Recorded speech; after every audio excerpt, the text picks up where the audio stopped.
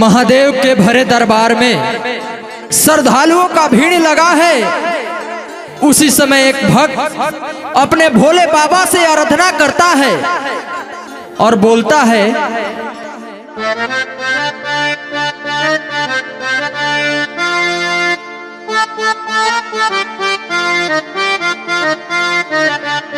जैसे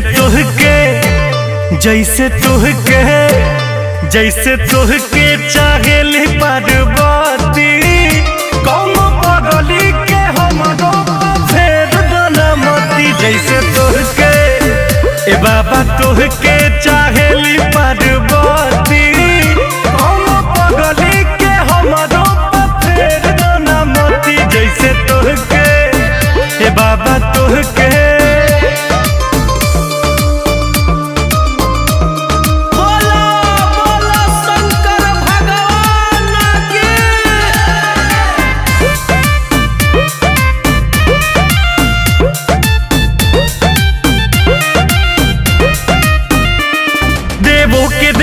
देव देव महादेव देव जी भजन करी, फिर दी नजर हमरो ऊपर बड़ी देर से सुमिरन करी।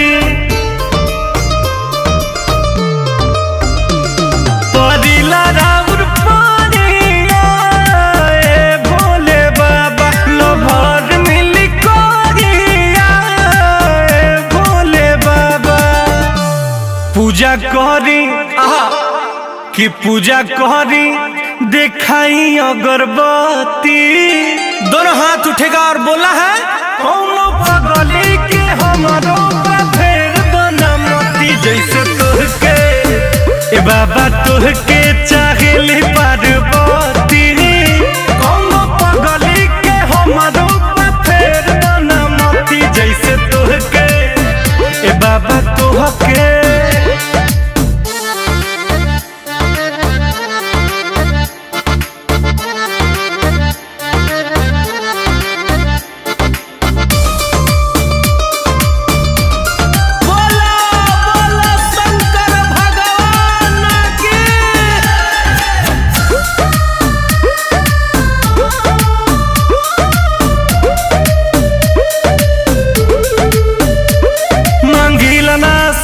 चनी मांगिला नाही महल जी, फेरी हाथ हमरा माथ पायत ने कदी ही कहल जी।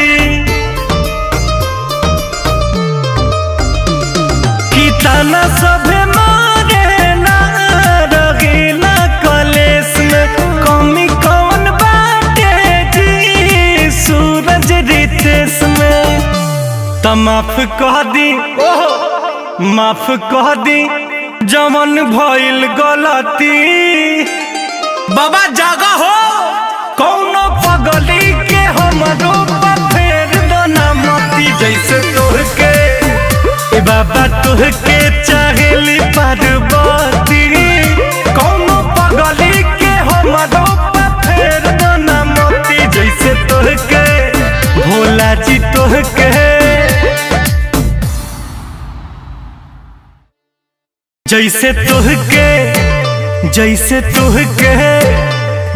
तुहके चाहेली पार्वती।